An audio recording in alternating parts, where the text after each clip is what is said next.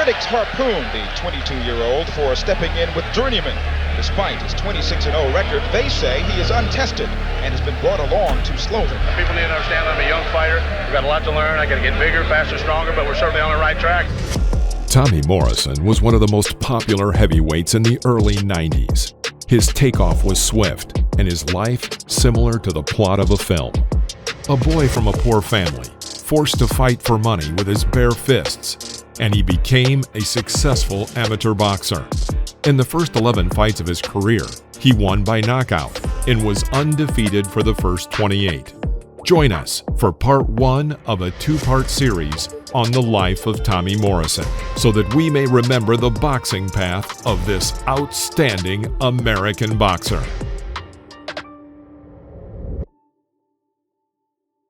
Tommy Morrison's father persuaded him to take up boxing at the age of 10. But his mother, Diana, also played a big role in his development as a boxer. Her father was a Golden Gloves winner, and she also wanted to box when she was young. It was Diana who persuaded her son to perform at the Golden Gloves tournament, saying that it was a family tradition, although at the time, in high school, he played more football and basketball. Tommy chose boxing. After graduating from high school in 1988, Morrison won the regional heavyweight title, the Kansas City Golden Gloves. And in the same year, he decided to qualify for the 1988 Olympic Games in Seoul. Tommy went through the first round of selection, defeating several athletes, but then faced Ray Mercer, who defeated him by unanimous decision. Mercer went on to become the Olympic champion. As an amateur, Morrison had 222 fights, and the 1988 Olympic trials were the pinnacle of his amateur career. His amateur record was 202 wins and 20 losses. Morrison began his professional boxing career on November 10, 1988, knocking out fellow debutant William Muhammad in New York in the first round. Tommy entered the ring with the nickname The Duke. This nickname is based on the claim that he was a distant relative of Hollywood star John Wayne. In January 1989, the Duke Morrison entered the ring against Joe Adams. The fight did not last even a minute. At the opening bell, Adams tested Tommy with a jab and a left hook. Morrison performs a combination of a right cross and a left hook, which knocks out the opponent. The Duke records a third victory in his statistics. 5 days later, Morrison again entered the ring, this time against the American ELVIN Evans, who had a record of 2-1. It was Morrison's fourth professional fight. At first, Evans almost fell out of the ring from a series of hooks from Tommy, and then he collapsed to the ground from a tight left hook. After this defeat, ELVIN Evans boxed for another 10 years with a record of 12-9. He then returned after a 5-year absence and lost 3 times in a row, after which he hung up his gloves. A week later, the Duke fought Mike FOLEY, who had not yet tasted victory, and entered the ring with a negative record of 0-2. In the first seconds, Mike threw a jab, which was immediately countered by an accurate jab to the jaw from Morrison. This blow was enough to knock out FOLEY, and he never entered the ring again after that fight. In February 1989, Tommy's next opponent was Troray Ali, with a professional record of 2-2. This was the first fight in Morrison's career that did not end in the first round. From the first seconds of the fight, the Duke occupied the center of the ring and led. Ali moved well on his feet, but Morrison hit more accurately and harder.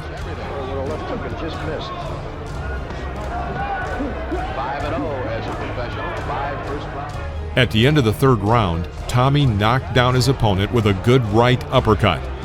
At the beginning of the fourth round, Troray was again knocked down by the same uppercut. He continued, but the referee stopped the fight after the Duke unleashed a series of hooks on him. Tommy got another knockout victory, and Troray Ali lost again after this fight and ended his career. Ali will still stagger around in the center.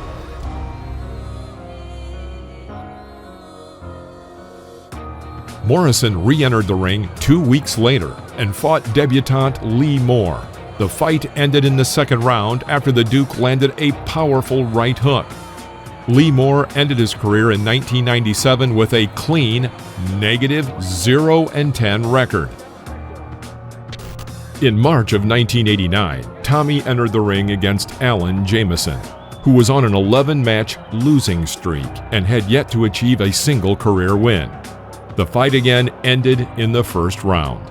At first, Jamison was shaken by a left hook, and a little later, after a right cross from Morrison, he was unable to get up. Jamison fought 9 more times professionally and won only once. Less than a month later, the Duke took on veteran fighter Lorenzo Boyd. Boyd had 35 professional fights, but with a record of 18-17. Boyd had only won once in the last 9 fights.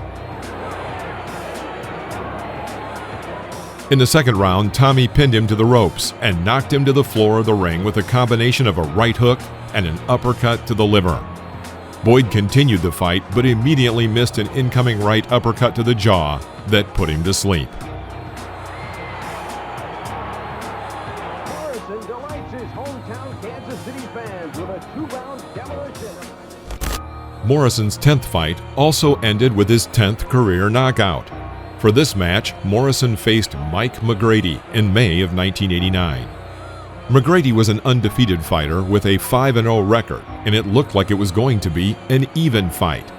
But the first right hook from Morrison shook McGrady, causing the referee to score a knockdown. Then, McGrady took a knee to escape from a powerful series of incoming blows.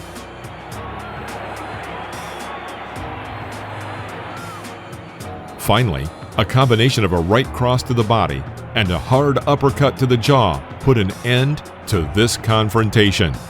After that, McGrady mostly lost and ended his career with an overall negative record of 9-21-1. In June 1989, the Duke Morrison re-entered the ring to face Ricky Nelson. Nelson had a decent 6-2-1 record before meeting Tommy. In the first round, Nelson missed Morrison's left hook and went to the floor.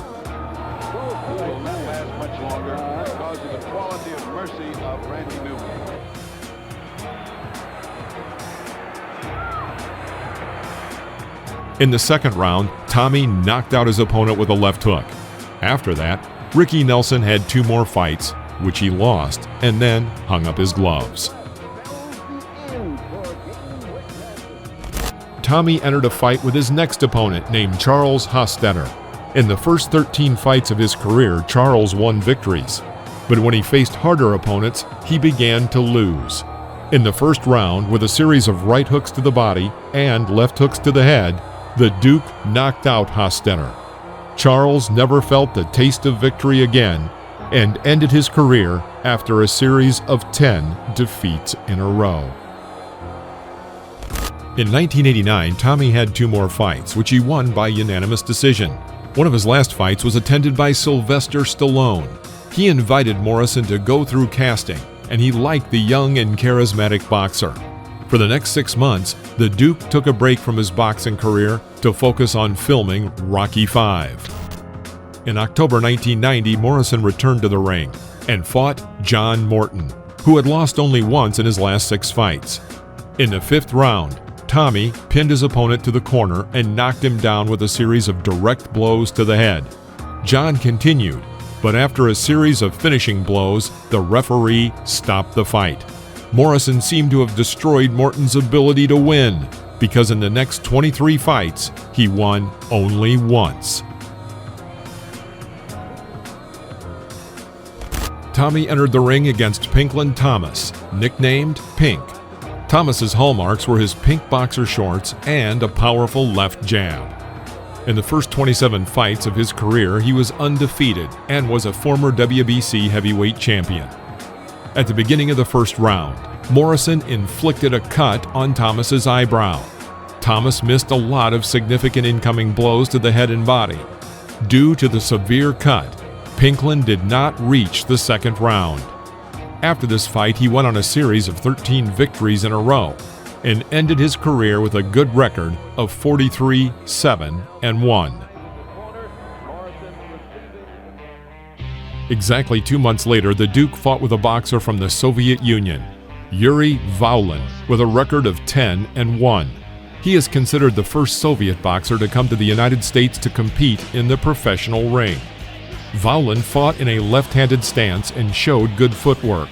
Morrison constantly tried to close the distance. Vaulin worked well with combinations and shook Tommy a little in the third round with a series of direct punches. According to the results of 4 rounds, the Soviet boxer was ahead on points.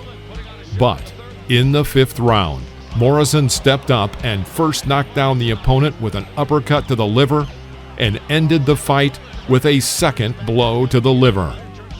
I can't believe that Smoger is actually letting him get away with this. Tommy's next opponent was Mexican Ladislao Mijangos. He also had a successful start to his career, but in the last 8 fights only won once. After the bell, the Duke immediately began to put pressure on his opponent. First, he knocked Mijangos down with a left hook, and then the Mexican went down again after another series of hooks. Of course, the heavy-handed puncher, and down for a second time. The third knockout from the left hook was the last in this confrontation. Well, that's it. This is the end of our part 1 on Tommy Morrison. If you enjoyed this video, please like, leave your comments, and don't forget to press the bell to avoid missing part 2. Also, if you're not subscribed, please do so right now. See you next time in the ring.